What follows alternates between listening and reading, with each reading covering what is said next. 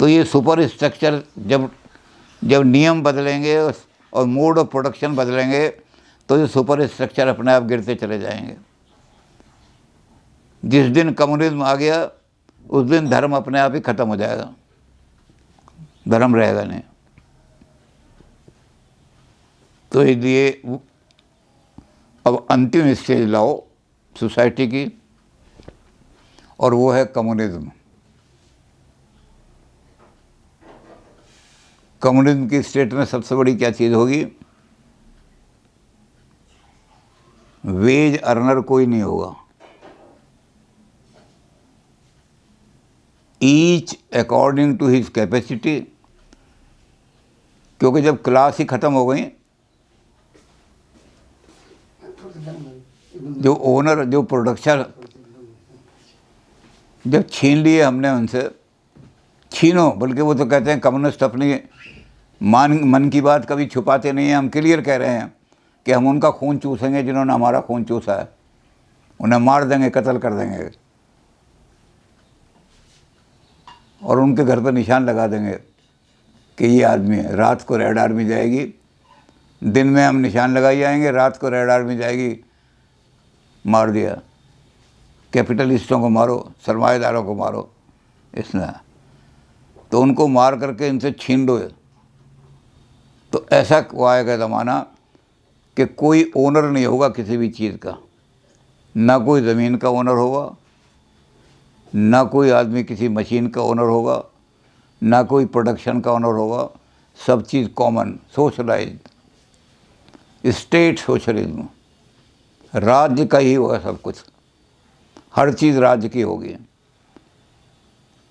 मकान जो है राज्य देगा किस हिसाब से? आपकी नीड के हिसाब से। ये सोसाइटी जो है ये फ्री सोसाइटी होगी, communism will be free society. इसमें क्या होगा? Each according to his capacity. अब कोई आदमी वर्कर तो रहा नहीं, ये वेज अर्नर तो रहा नहीं, अब तो ये सारा जो कुछ मैं प्रोड्यूस करूँगा मेरा ही है सारा, तो इसलिए वो अपनी कैपेसिटी के लिए प्रोड्यूस करेगा। अब इसमें बहुत सारे आदमी मार्क्स को मान लेते हैं, तो ये तो जी भौतिकवादी है, लेकिन मार्क्स ने कई जगह शब्द इस्तेमाल किया है, सेल्फ रियलाइजेशन, आत्मन, जिसको ब्रह्म ज्ञान कहते हैं, उसको सेल्फ रियलाइजेशन का अर्थ बदल दिया। अपनी कैपेसिटी को रियलाइज करने के लिए मेरे अंदर कितनी कैपेसिटी है, आदमी उसके लिए प्रोड्यूस करेगा। तो कम्युनिस्ट सोसाइटी प्लेंटी की सोसाइटी बन जाएगी, किसी चीज़ की कमी नहीं होगी, एक आदमी भी भूखा नहीं होगा कम्युनिस्ट सोसाइटी में, नंगा नहीं होगा कोई आदमी, क्योंकि हर चीज़ प्लेंटी में पैदा करेंगे। और क्या करेंगे? From each according to his capacity to each according to his need. और देंगे कितने?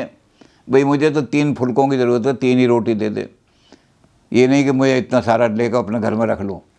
तो हर आदमी को उसके नीड के मुताबिक, मकान भी नीड के मुताबिक मिलेंगे। एक आदमी बहुत बड़ा अफसर है, उसे घर पर भी काम करना पड़ता है, फाइल लानी पड़ती हैं, तो उसे 5 कमरे का मकान सरकार दे देगी। एक आदमी लेबर है, उसके देखा कितना, उसको 2 कमरों का मकान देगी। या कोई ऐसी लेबर देखी जिसका ज़रा थोड़ा घर में भी कुछ काम करना है, 3 कमरों का मकान दे दे। तो सारे मकान सरकार की प्रॉपर्टी होंगे, किसी की प्राइवेट मकान नहीं होगा। अगर किसी के पास प्राइवेट कोठी है तो कम्युनिस्ट स्टेट उसको एक्वायर कर लेगी और उस कोठी का हिस्सा करके कि तेरी कोठी में 7 कमरे हैं, 3 इसको दिए जाते हैं और ये बड़ा 4 इसको दिए जाते हैं। अकॉर्डिंग टू नीड बंटवारा किया जाएगा। और नीड कौन तय करेगा? परनिशियस नीड नहीं होगी कम्युनिस्ट सोसाइटी में, लालच की, क्योंकि आदमी कहते मेरी तो ये नीड है, ये नीड है। वो नीड कौन तय करेगा? सोसाइटी, स्टेट तय करेगी। क्लर्क की क्या नीड है वही है, अफसर की क्या नीड है, डॉक्टर की क्या नीड है। डॉक्टर को इमरजेंसी में कहीं भागना भी पड़ता है, इसलिए कार की ज़रूरत डॉक्टर को है, क्लर्क को कार की क्या ज़रूरत है, वो तो साइकिल पे भी जा सकता है। तो जिस आदमी को सोसाइटी में जिस चीज़ की नीड होगी, सोसाइटी उस आदमी को वही चीज़ देगी और दूसरी चीज़ नहीं देगी। परनिशियस नीड बिल्कुल नहीं होंगे, सोशल नीड सारी तय होंगे। अब जब कोई आदमी किसी चीज़ का हो नहीं रहा तो एक मैनेजर हो जाएंगे सब चीज़ों के, मालिक कोई नहीं होगा। इंडस्ट्रियों के मैनेजर होंगे, मालिक नहीं है कोई भी। मालिक तो सारी स्टेट है, समाज सबका, सोसाइटी सबकी मालिक है। हर चीज़ पर सोसाइटी का अधिकार है। तो कम्युनिस्ट सोसाइटी की रूपरेखा तो बहुत लंबी चौड़ी है, लेकिन उसका निचोड़ क्या है? कम्युनिस्ट सोसाइटी जो होगी उसमें एक तो रेल्म ऑफ नेसेसिटी कम हो जाएगी। वो नेसेसिटी के कारण से अपने आप को बेच रहा है। अब जब रेल्म ऑफ फ्रीडम हो जाएगी, जितनी तेरी कैपेसिटी उतना प्रोड्यूस कर दे और जितनी तेरी नीड है उतनी वहाँ से ले ले, फ्री है। तो मार्क्स ने कहा कि जिस समय ये लेबर जो है प्रोड्यूसर और वो अपने प्रोडक्शन की मालिक बन जाएगी, तो from realm of necessity humanity will take a jump into the realm of freedom. ये कम्युनिज्म का स्वरूप है। इसको बहुत लंबा चौड़ा वर्णन करने में बहुत समय चाहिए, लेकिन कम्युनिज्म का स्वरूप यही है कि रेल्म ऑफ नेसेसिटी की बजाय हम रेल्म ऑफ फ्रीडम में कूद करके चले जाएंगे। वहाँ कोई पाबंदी नहीं होगी। जितनी तुम फैक्ट्री में गए और जितनी तुम्हारी अपने आप को रियलाइज़ करने के लिए आप इसलिए प्रोड्यूस नहीं करोगे कि मुझे 2000 तनख्वाह मिलती है इसलिए मैं 4 बजे तक ही प्रोड्यूस करूँगा।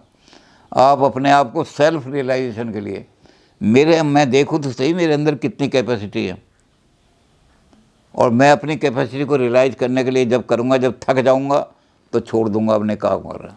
वेज के लिए काम नहीं करेगी कम्युनिस्ट सोसाइटी में कोई भी आदमी, each according to his capacity काम करेगा। इसीलिए मार्क्स ने कहा कि कम्युनिस्ट सोसाइटी तो प्लंटी की सोसाइटी हुई है, हर चीज़ सरप्लस होगी वहाँ। इतना प्रोड्यूस कर दिया जाएगा, प्रोड्यूसर अपनी कैपेसिटी के हिसाब से, कि जितना चाहो ले लो, तुम्हारी जितनी ज़रूरत है ले लो सब उसको। तो रेल्म ऑफ फ्रीडम में कूद जाएंगे आदमी, रेल्म ऑफ नेसेसिटी की बजाय। नेसेसिटी का रेल्म ही ख़त्म, इकोनॉमिक डिटर्मिनिज्म ख़त्म हो जाएगा। और जब क्लासेस ही नहीं रहेंगी, प्रोड्यूसर और ओनर एक ही हो जाएंगे, तो कम्युनिज्म में जाकर के क्लास कन्फ्लिक्ट भी ख़त्म हो जाएगा। Final stage of human history आ जाएगी। क्लास ही नहीं है तो क्लास कन्फ्लिक्ट। अब तक दुनिया में क्लास कन्फ्लिक्ट के आधार पर हिस्ट्री चली है, और अब दुनिया में क्या होगा कि जब हम कूद करके रेल्म ऑफ फ्रीडम में चले जाएंगे तो क्लासेस ख़त्म हो जाएंगे। मजदूर कोई है ही नहीं,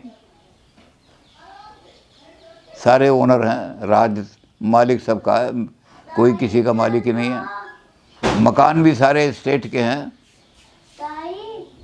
अब आप मिल में काम करते करते रिटायर हो गए तो अपना मकान बनाने की ज़रूरत नहीं है, फिर स्टेट कहेगी कि रिटायर्ड आदमियों के लिए वो ओल्ड एज होम बने हुए हैं वहाँ, उनको ये क्लर्क पद से रिटायर हुआ है तो इसका फला कमरा दे दो, इसको वो कमरा दे दो। स्टेट सबके इंटरेस्ट को देखेगी, ये स्टेट का काम है। व्यक्ति को अपना इंटरेस्ट देखने की ज़रूरत ही नहीं पड़ेगी। और जब इस तरह नहीं देखेगी तो डिस्ट्रीब्यूशन ऑफ वेल्थ का जो हर आदमी को अकॉर्डिंग टू नीड दे दिया जाएगा। मैनेजर की क्या नीड है? मैनेजर को 2 स्टेनो चाहिए, एक कंप्यूटर वाला चाहिए, लेकिन जो मशीन को चला रहा है उसको कंप्यूटर वगैरह थोड़े चाहिए।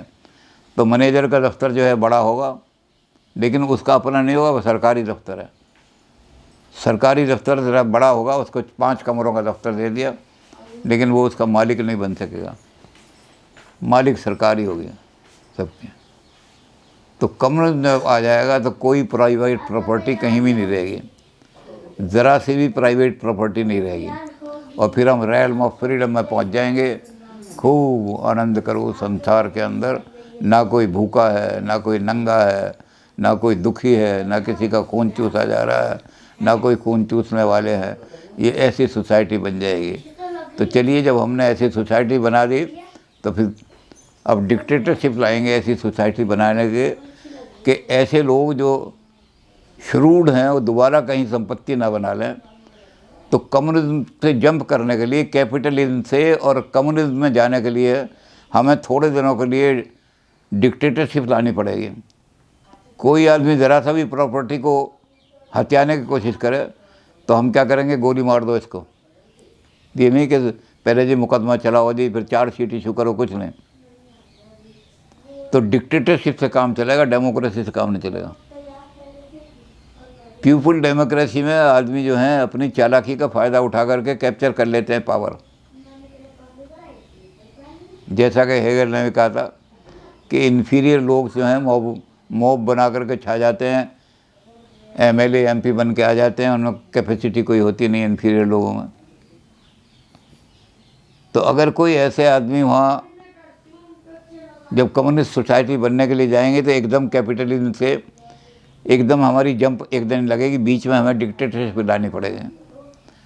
जो डिक्टेटरशिप है वो उनको बिल्कुल थोड़े दिनों के बाद बिल्कुल एलिमिनेट कर देगी, उन लोगों को जो खून चूसने वाले आदमी हैं। और फिर एकदम कम्युनिज्म का जब स्टेट आ जाएगा तो राम राज्य हो जाएगा सारा सारा। तो अब हम डिक्टेटरशिप के लिए थोड़ी सी बात करेंगे बाद में, और इस बाद में तो कम्युनिज्म तो आ ही जाएगा। फिर देखेंगे कि कम्युनिज्म फेल क्यों हो गया ये एक्सपेरिमेंट। 1917 में क्रांति हुई और 1992 में कोलैप्स हो गया। 75 साल में ये कम्युनिस्ट थ्योरी इतनी बड़ी कोलैप्स कैसे हो गई, इसके लिए भी हम कुछ देखना पड़ेंगे। तो जब हम डिक्टेटरशिप के पास आएंगे तो पहले हम देखना पड़ेगा कि मज़दूरों का सबसे बड़ा दुश्मन क्या है, वह है रिलीजन। रिलीजन के बारे में हम बात करेंगे। इस रिलीजन को अफीम बना करके, और के लोग जो हैं कैपिटलिस्ट मज़दूर को क्रांति नहीं करने देते। आर्टिफिशियल पीस ऑफ माइंड, अफीम खा करके आदमी सारे दुख भूल जाता है, और जब जागता है तो पता लगा कि जो पैसे कमा के लाए थे वो भी अफीम में खर्च हो गए। तो अफीम, रिलीजन बहुत बड़ी अफीम है। तो हम ये डिक्टेटरशिप के ज़माने में देखेंगे कि रिलीजन को भी एलिमिनेट करने के बाद फिर हमारा साम्यवाद खड़ा होगा।